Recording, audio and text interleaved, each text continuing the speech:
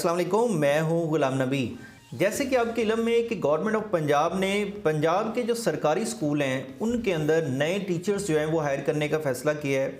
और ये जो नए टीचर्स होंगे इन्हें STI कहेंगे, स्कूल टीचर इंटर्नीज़। और ये परमानेंट नहीं होंगे, टेम्परेरी बेस होंगे। और इनकी जो टोटल सीट्स हैं ये 12,500 हैं। तो ये सारी डिटेल हम जानेंगे इस वीडियो में कि एलिजिबिलिटी क्राइटेरिया क्या है, एजुकेशन कौन सी रिक्वायर्ड है, कितनी पेमेंट होगी, कितना ड्यूरेशन होगा, क्या चीज़ आप लोगों ने प्रिपेयर करनी है इसके लिए, क्या प्रिपेयर नहीं करना। ठीक है, अगर आपका लो मेरिट आता है तो फिर भी आपके सिलेक्ट होने के चांसेस हैं या नहीं, आप लोगों ने अप्लाई करना कैसे है, कौन से पोर्टल पर जाकर अप्लाई करना है, कौन से डॉक्यूमेंट्स रिक्वायर्ड होंगे और इसका टेस्ट भी होगा या नहीं, या वैसे ही टेस्ट के बगैर इसका मेरिट बनेगा। तो ये सारी डिटेल मैं आप लोगों को बताने वाला हूँ इस वीडियो में। अगर आप नए हैं और अभी तक इस चैनल को सब्सक्राइब नहीं किया तो सब्सक्राइब कर लें ताकि इस तरह की लेटेस्ट वीडियो आप लोगों तक पहुँचती रहें। चलें, तो सबसे पहले तो हम ये देख लेते हैं जी एलिजिबिलिटी क्राइटेरिया क्या है, कौन से लोग जो हैं वो अप्लाई कर सकते हैं। तो यहाँ पर देखें, फर्स्ट वन पॉइंट आपके सामने है एलिजिबिलिटी क्राइटेरिया, और इसमें आपके सामने लिखा हुआ है कि वो लोग, ठीक है, वो लोग मैन भी हो सकते हैं, मतलब मेल भी अप्लाई कर सकते हैं, फीमेल भी अप्लाई कर सकते हैं और ट्रांसजेंडर भी अप्लाई कर सकते हैं। ठीक है, और यहाँ पर देखें तो फर्स्ट वन हमारे पास जो एलिजिबिलिटी क्वालिफिकेशन के लिहाज से और एज के लिहाज से क्या है वो आपके सामने लिखी हुई है, डिफरेंट कैटेगरी ऑफ स्कूल के लिहाज से। नंबर वन यहाँ पर देखें तो आपके सामने ये लिखा हुआ है जी सीरियल नंबर 1 में कि जिनकी एजुकेशन जो MA MSc BS ऑनर किया हुआ है रेलेवेंट सब्जेक्ट में, वो लोग अप्लाई कर सकते हैं। लेकिन वो लोग जिन्होंने BEd या MEd किया हुआ है उन्हें प्रेफरेंस दी जाएगी। अब प्रेफरेंस क्या, एक तो मेरिट बनेगा तो प्रेफरेंस किस लिहाज से दी जाएगी। तो अभी नीचे हम देखेंगे जिन्होंने BEd या MEd किया हुआ है उनके अलहदा से 10 नंबर हैं, तो 10 नंबर ऐड होके उनकी प्रेफरेंस ऊपर चली जाएगी। अच्छा जी, ये क्वालिफिकेशन किसके लिए, अगर आप अप्लाई करना चाह रहे हैं हाई या हायर सेकेंडरी स्कूल के लिए अप्लाई करना चाह रहे हैं, ठीक है। और एज लिमिट क्या है, 20 से 45 ईयर आपकी एज होनी चाहिए, 21 से 45 ईयर के दरमियान। उसके बाद अगर इसका एक्सपीरियंस देखें तो एक्सपीरियंस के लिए आप लोगों को बताया हुआ है फ्रेश कैंडिडेट्स जो हैं वो भी अप्लाई कर सकते हैं। फ्रेश कैंडिडेट्स कौन से होते हैं, जिनका कोई एक्सपीरियंस नहीं होता, और वो लोग भी अप्लाई कर सकते हैं जिनका एक्सपीरियंस भी होगा। तो यहाँ पर फिर वही बात की जा रही है कि जिनका एक्सपीरियंस होगा उन्हें प्रेफरेबल किया जाएगा। अब एक्सपीरियंस मेरिट तो एक बनेगा, तो एक्सपीरियंस वाले को कौन से नंबर दिए जाते हैं, तो इंटरव्यू के नीचे हम देखेंगे 5 नंबर होते हैं। ठीक है, जो एक्सपीरियंस वाले होंगे उन्हें ज़्यादा वो नंबर दे देंगे, जिन्हें एक्सपीरियंस नहीं होगा उन्हें वो कम नंबर देंगे। इस तरह से जो एक्सपीरियंस वाले होंगे उनकी मेरिट में आने के ज़्यादा चांसेस होंगे। ये डिटेल है हमारे पास वो लोग जो हायर या हाई स्कूल के अंदर अप्लाई करना चाहते हैं। अब नंबर 2 पे अगर हम नीचे मूव करें तो यहाँ पर देखें तो आप लोगों को नंबर 2 पे यहाँ पे दिख रहा है जी, उसमें लिखा हुआ है MA MSc BS ऑनर, ये वही क्वालिफिकेशन लिखी हुई है। और इसमें भी वही लिखा हुआ है प्रेफरेबल वो लोग होंगे जिनका BEd या MEd होगा। ठीक है, सिर्फ BEd लिखा हुआ है, MEd नहीं लिखा हुआ है, सॉरी। और उसके अलावा यहाँ पर जो है वो एजुकेशन, उसके अलावा यहाँ पर जो एज है वो वही कंसिडर की जाएगी।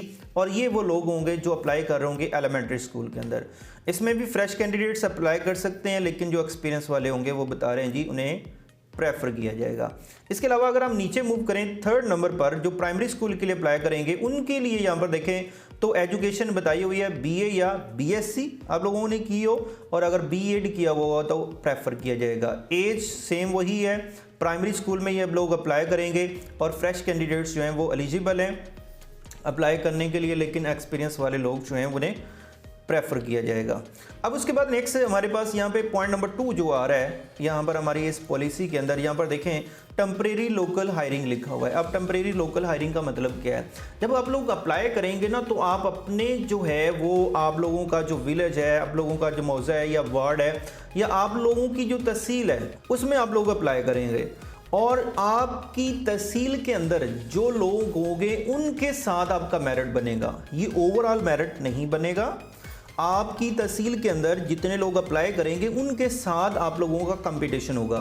जैसे कि लास्ट आप लोग देख चुके हैं कि कॉलेजेस के अंदर सीट्स हायर किए गए थे लोग CTIs, उनका पूरे पंजाब के अंदर वो डिफरेंट कॉलेजेस में अप्लाई कर सकते थे किसी भी कॉलेज में। लेकिन इसमें क्या है कि आप लोग अप्लाई बाहर तो कर सकेंगे, लेकिन अपनी तहसील के अंदर आप लोग फर्स्टली अप्लाई करेंगे, उसमें आपका मेरिट बनेगा। उसमें आपका लो मेरिट भी बन रहा है लेकिन आपके सब्जेक्ट का बंदा ही नहीं है तो फिर आपको ही हायर किया जाएगा। ठीक है, एक तहसील के अंदर या एक जो हो यूनियन काउंसिल है उसके अंदर मेरिट बनेगा। अगर आपका मेरिट लो है लेकिन आपके सब्जेक्ट वाला बंदा ही नहीं है तो फिर वो आपको हायर किया जाएगा। लेकिन आपके सब्जेक्ट का आपकी तहसील के अंदर या आपकी यूनियन काउंसिल के अंदर बंदा ही नहीं है तो फिर दूसरी यूनियन काउंसिल या दूसरी जो है वो तहसील से पर्सन को जो है वो हायर किया जाएगा। तो ये आप लोगों के लिए एक बेनिफिट ये है कि आपकी तहसील के अंदर सिर्फ आपका ही मेरिट बनेगा, जितने आपके तहसील के अंदर लोग होंगे वो अप्लाई करेंगे और उनका मेरिट बनेगा एक तहसील के अंदर और उसमें से लोग जो है वो हायर किए जाएंगे। तो अब ये ओवरऑल नहीं होगा, ठीक है, एक तहसील के अंदर जो है वो यूनियन काउंसिल के अंदर मेरिट बनेगा, वो आप लोगों के लिए ये बेनिफिशियल है। अगर आपका लो मेरिट भी है तो आप सिलेक्ट होने के चांसेस ज़्यादा हैं।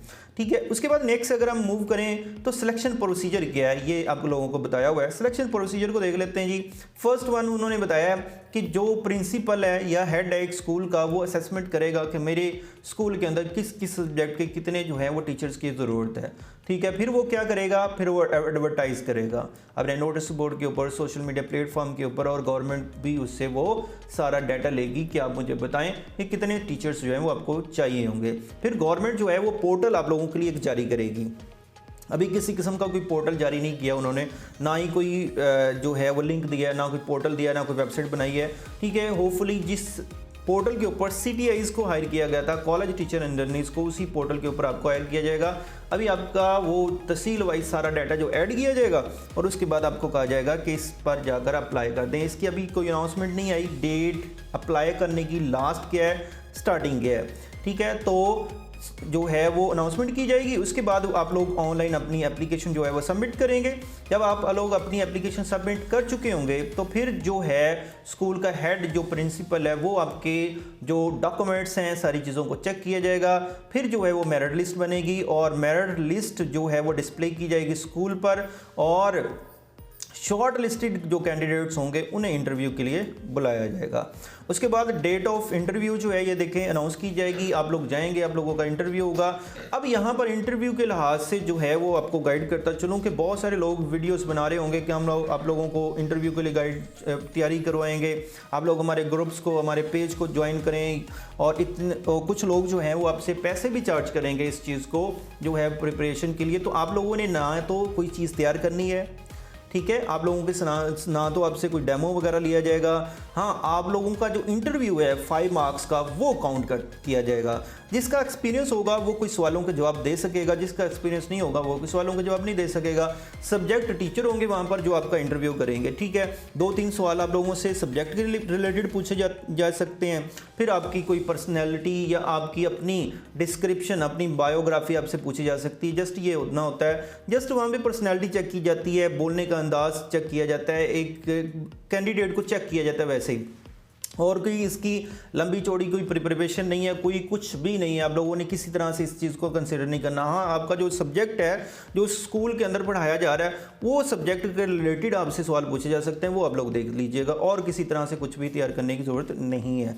ठीक है, इसके अलावा हमारे पास जो है वो इंटरव्यूज़ होंगे, फिर जो है वो उसकी लिस्ट लगेगी, और फिर आप लोगों को जो है वो एक लेटर जारी किया जाएगा स्कूल की तरफ से जो आपने ज्वाइन करना होगा।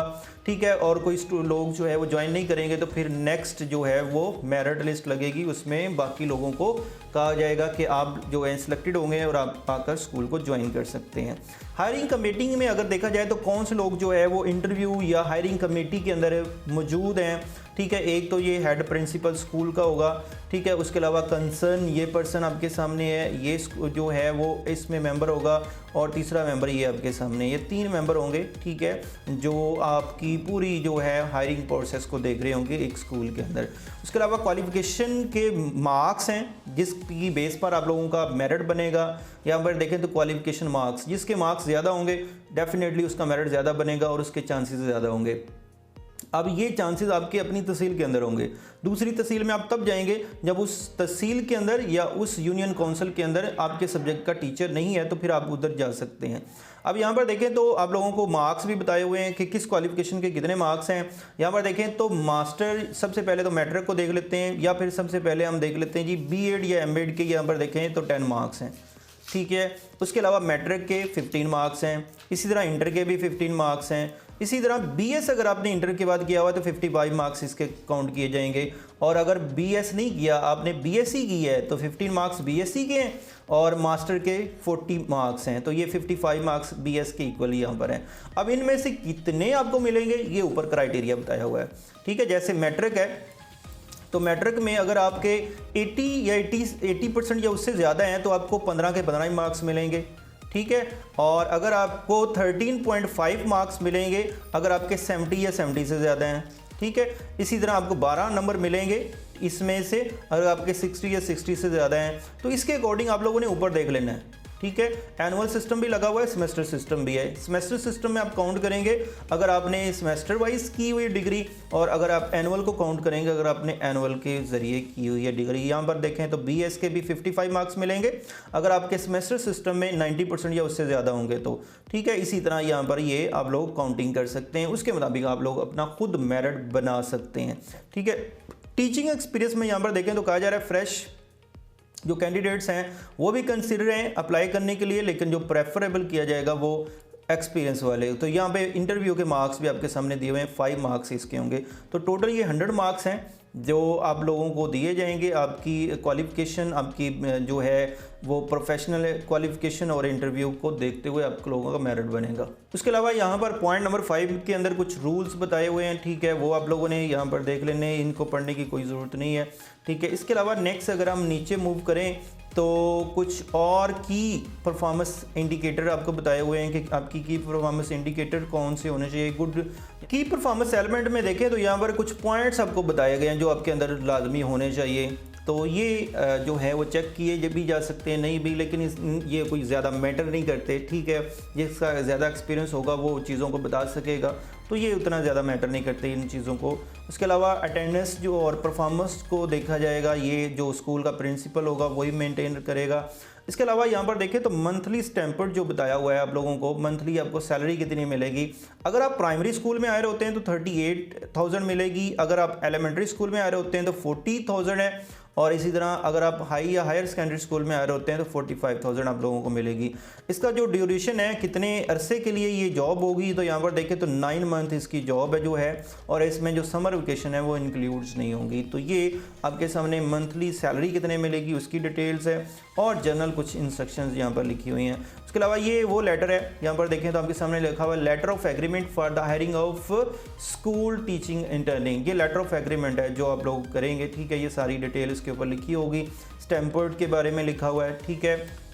ड्यूरेशन TAD आपको नहीं होगा, लीव्स कितनी होंगी, 2 कैजुअल लीव्स हैं आप लोगों को पर मंथ जो है वो आप कर सकेंगे, ट्रांसफरेबल नहीं है, ठीक है। और इसी तरह अगर कोई आप डॉक्यूमेंट्स ऐसे देते हैं जो आपने ठीक नहीं दिए तो फिर किसी भी स्टेज पर आपको फायर किया जा सकता है। उसके अलावा यहाँ पर कुछ और डिटेल लिखी हुई, जॉइनिंग पीरियड और no rights of regular placement, मतलब ये कोई राइट्स नहीं है रेगुलर प्लेसमेंट के लिए, ठीक है। जस्ट ये टेम्परेरी बेस आपकी जॉब होगी। टीचिंग एक्सपीरियंस जो है एक्सपीरियंस सर्टिफिकेट आपको मिलेगा कंप्लीट होने के बाद। टर्मिनेशन ऑफ इंटर्नशिप जो है एज मेंशन, ये जो मेंशन किया हुआ है उसी के अकॉर्डिंग जो है वो आप लोगों की जो है वो टर्मिनेशन हो जाएगी आपकी इंटर्नशिप की। उसके अलावा यहाँ पे एक्सेप्टेंस ये लेटर लिखा हुआ है, जो स्कूल का जो हेड होगा वो एक्सेप्टेंस लेटर के ऊपर अपना सारा डाटा लिखेगा। तो ये सारी पॉलिसी थी। और कुछ चीज़ें जो मैंने बताई कि आपको प्रिपेयर क्या करना चाहिए, कुछ भी प्रिपेयर करने की ज़रूरत नहीं है। अगर आपने टीचिंग कर रहे हैं, आपका सब्जेक्ट ग्रिप है तो कोई मसला ही नहीं है उसमें, ठीक है। वैसे भी स्कूल लेवल की ये सीट्स हैं और इसमें इतना कुछ पूछा नहीं जाता, ठीक है। लो मेरिट होगा तो फिर भी आपको अपनी तहसील के अंदर जो है अपने यूनियन काउंसिल में चांसेस होंगे सिलेक्ट होने के। अप्लाई कैसे करना है, पोर्टल के ऊपर जाकर अप्लाई करना है। अभी तक कोई पोर्टल इन्होंने नहीं दिया, जैसे ही पोर्टल या डिटेल आएगी तो इसी चैनल के ऊपर आप लोगों को मिल जाएगी कि आप लोगों ने कैसे अप्लाई करना है, ठीक है। और इसके लिए कोई टेस्ट कंडक्ट नहीं होगा, आप लोगों का सिंपल मेरिट बनेगा। डॉक्यूमेंट्स कौन कौन से रिक्वायर्ड होते हैं वो सिंपल हैं, जिसमें आप लोगों की एक पिक्चर, ठीक है, पासपोर्ट साइज़ ब्लू बैकग्राउंड वाली जो आप पोर्टल के ऊपर लगाएंगे। उसके अलावा आपकी जो CNI से है उसकी फ्रंट और बैक साइड अपलोड करवाई जाती है। उसके अलावा आपका डोमिसाइल की पिक्चर अपलोड करवाई जाती है। उसके अलावा आपके मैट्रिक, इंटर और बाकी जो ग्रेजुएशन के सनद हैं जो रिज़ल्ट हैं उनकी पिक्चर्स जो हैं वो अपलोड करवाई जाती है। तो ये डॉक्यूमेंट्स जो हैं वो आप लोगों के लिए रिक्वायर्ड हैं। बाकी ये सारी डिटेल थी इस जॉब के बारे में, इन सीट्स के बारे में। फिर भी आप लोगों का कोई क्वेश्चन हो तो आप लोगों ने कमेंट की शक्ल में लाजमी पूछ लेना है। थैंक यू, अल्लाह हाफिज़।